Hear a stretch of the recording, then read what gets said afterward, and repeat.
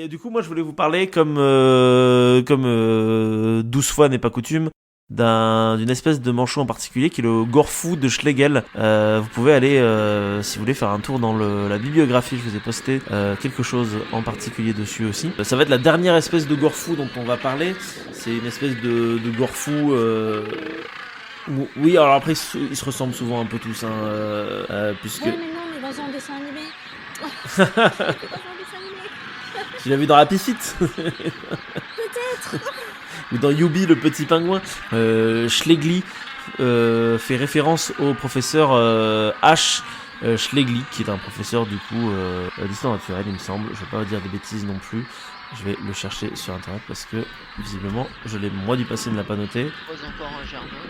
Vu le nom Schlegeli, aucune nouvelle de lui sur internet. Bon, je suppose que ça doit avoir un rapport quand même dans tout ça, mais je n'ai pas le temps de chercher. Donc le Gorfou de Schlegel, à quoi il ressemble? Il a un dos noir, il a un ventre blanc, il a de longues plumes jaunes orangées qui partent du sommet de la tête et qui vont vers l'arrière au-dessus des yeux, comme vous pouvez le voir sur les magnifiques photos que je vous ai passées. Tout comme les Gorfous macaroni dont on avait parlé ultérieurement, les aigrettes se rejoignent au niveau du front, ce qui lui fait une espèce de mono-sourcil un petit peu particulier. Vous pouvez prendre par exemple la première photo que vous avez, on voit vraiment que tout part au niveau du front, une petite tache noire, ça part un peu dans tous les sens. La tête et la gorge sont blanches, et d'ailleurs, puisqu'on parlait du Gorfou macaroni, comme cette espèce de Gorfou de Schlegel ressemble beaucoup au Gorfou macaroni, il y a certains scientifiques, il y a un peu une dissension on va dire, qui considèrent que le Gorfou de Schlegel serait une sous-espèce du Gorfou macaroni. Toutefois, lui, il se distingue des autres Gorfous par une gorge totalement blanche. Alors, où est-ce que ça vit un Gorfou de Schlegel? Est-ce que vous avez une idée? Attends, ça doit être écrit dans ce que tu nous as envoyé. Oui, il y a un indice effectivement. Dans le sud, exactement, ça vit dans le sud. Très loin sud. Le sud très loin. Dans ce que je vous ai envoyé, c'est un site qui du coup sera aussi en description, qui est celui de Alain Bidart, naturaliste polaire, conférencier, auteur, et qui a pris des photos, des clichés, de magnifiques clichés de Gorfou de Schlegel sur les îles Macquarie. Donc c'est là où est présente cette espèce et c'est tout. Voilà. D'ailleurs, le Gorfou de Schlegel partage son territoire, son petit territoire, avec 3 autres espèces de manchots dont on a déjà parlé. Le manchot royal, le manchot papou et le Gorfou sauteur. Et le papou est trop mignon, le royal il a un long bec. Vous pouvez aller vous référer aux différentes chroniques. Et le Gorfou sauteur, c'est une espèce de Gorfou qui a l'habitude de faire des sauts très très très puissants depuis directement l'océan. Alors du coup, bon, c'est bien beau de savoir où vit le Gorfou de Schlegel, mais si on ne sait pas où se situe l'île Macquarie, c'est un peu dommage. Du coup, à votre avis, ça se situe où l'île Macquarie? Merci de tricher du coup. Le sud. Du coup, j'ai triché, je suis allé voir. Une idée, Roman? Non, je suis nulle en géographie. Ça se situe dans le sud-ouest de l'océan Pacifique, à 1072 km environ du sud-sud-ouest de la Nouvelle-Zélande et à 1483 km du sud-sud-est de la Tasmanie. C'est une île australienne qui est administrativement rattachée à la Tasmanie depuis 1890 et qui est devenue réserve d'État en 1978. Elle dépend depuis 1973 du Conseil de la vallée de Huon et figure depuis 1997 sur la liste du patrimoine mondial de l'UNESCO. Elle a été découverte par le Britannique australien Frederick Hasselborough en 1810 alors qu'il cherchait des territoires de chasse aux phoques. Il la nomma du nom du gouverneur de la Nouvelle-Galles du Sud, le colonel Lachlan Macquarie. Pour la petite histoire de l'île Macquarie. Alors, au retour à nos Gorfous de Schlegel, cette espèce nidifie en fait dans de larges et très denses colonies sur des plages de sable ou de galets, ou sur des terrains nus et rocailleux. Donc en gros un peu partout, quoi. Mais sauf dans les forêts. Elle reste dans des colonies de mai à septembre.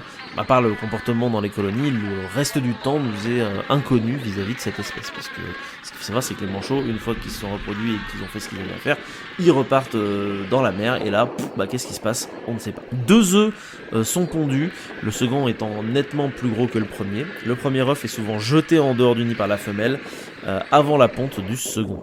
Les 2 parents couvent pendant 35 jours, mais généralement c'est le mâle qui s'occupe du poussin la première semaine après l'éclosion. Les parents vont donc alterner entre pêche et garde, ils vont régurgiter aux poussins le reste de krill, de poissons et de céphalopodes. Les poussins rejoignent la crèche à 3 semaines et perdent leur duvet à 65 jours. Et justement, ça tombe bien parce que sur le site que je vous ai placé, donc pour rappel de Alain Bidard, naturaliste polaire, il y a en bas une vidéo et je vous laisse cliquer sur lecture. Moi je vais faire de même, c'est parti.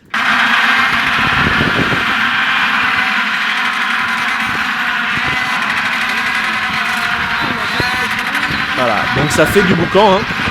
Donc là je décris un petit peu pour les auditeurs, il y a en gros un gorfou de Schlegel qui traverse la foule de la colonie pour aller retrouver son partenaire et il est en train de se faire gueuler dessus par tous ses voisins.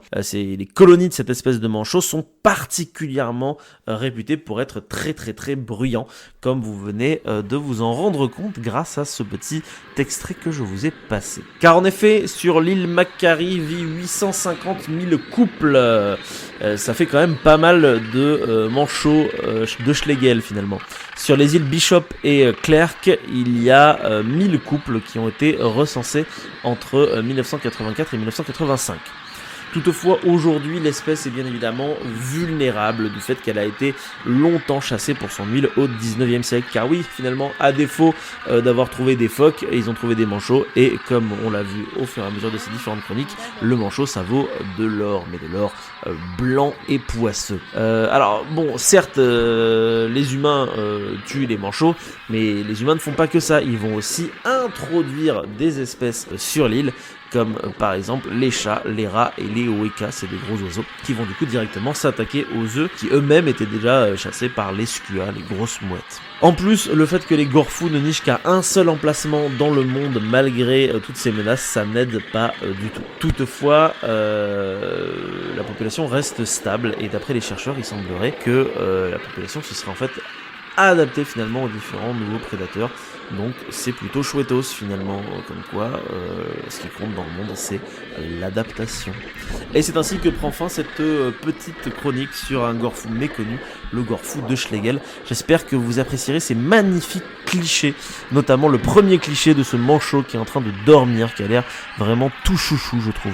Et ils ont des yeux rouges. Ils ont les yeux rouges, tout à fait. Wow. Tout à fait. C'est vrai que je n'ai pas précisé, mais les yeux sont entre marron et rouge. Il a un bec de 6 cm, des ailes de 19 cm et un poids de 3 à 8 kg et une taille de 65 à 75 cm. Donc, c'est un manchot, tout ce qu'il y a de plus classique.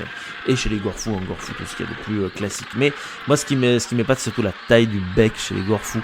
Et le truc, tu sens qu'il peut te niaquer la tronche. J'aimerais pas être un céphalopode. L'œil rouge, c'est un côté un peu terrifiant. Tu sens qu'il y a un potentiel de dinosaure quand même assez gros derrière. Ils sont là. Ils sont toujours pas très très loin, exactement. Voilà, c'était la dernière espèce de gorfou. Après, on va passer à de nouvelles espèces de manchots. Je ne divulgage pas de qui on va parler. Ce sera la semaine prochaine. On a parlé de combien là de... Mais pour le moment, de 11 espèces. 11 espèces. C'est ça. Et t'en as combien en stock? Il y en a 18 au total, donc c'est bientôt la fin. Là, allez, je vous donne un petit indice. On va s'attaquer au Spheniscus. Le genre Spheniscus. Non, mais on va s'amuser la prochaine fois qu'on joue au Scrabble. Exactement, tout à fait. Parce qu'en fait, chaque genre de manchot il y a quoi, que je dise pas de bêtises, mais en gros, tu as 4-5 genres, on va dire, de manchots. Et en fait, chacun d'entre eux vivent dans des milieux vraiment bien spécifiques. Les gorfous, ils sont très sur les îles qui sont présents un peu autour de l'Australie, Nouvelle-Zélande, etc. Et la prochaine fois, on va s'attaquer au genre du coup Spheniscus, qui est plutôt le j'ai envie de l'appeler le manchot urbain d'une certaine manière presque. Voilà, puisqu'il va être présent dans des endroits où les humains sont vraiment pas loin du tout, voire même parfois à côté. Il y a des pays dans le monde où il y a des gens qui peuvent avoir des manchots qui vont aller traîner dans leur poubelle. Hein. Voilà. Donc c'est... Ah oui. Oui. D'accord. Et oui. Alors, je sais pas si vous entendez le ronronnement du chat, mais... Non, je suis pas sûr qu'il passe dans le Discord. Mais c'est pas grave parce que du coup, on va pouvoir s'arrêter sur un ronronnement de chat. Et ça, c'est chouette. Si ce petit instant passé en notre compagnie vous a plu et que vous avez envie d'en passer d'autres avec nous, eh bien, n'hésitez pas à vous abonner, mettre un petit pouce bleu, partager la vidéo ou encore nous suivre sur les réseaux sociaux. Sachez que vous pouvez aussi écouter cet épisode dans son entièreté et pour cela vous n'avez qu'à vous rendre dans la description de la vidéo. Je vous dis à très bientôt pour à nouveau écouter un petit peu de tout et surtout un petit peu de rien.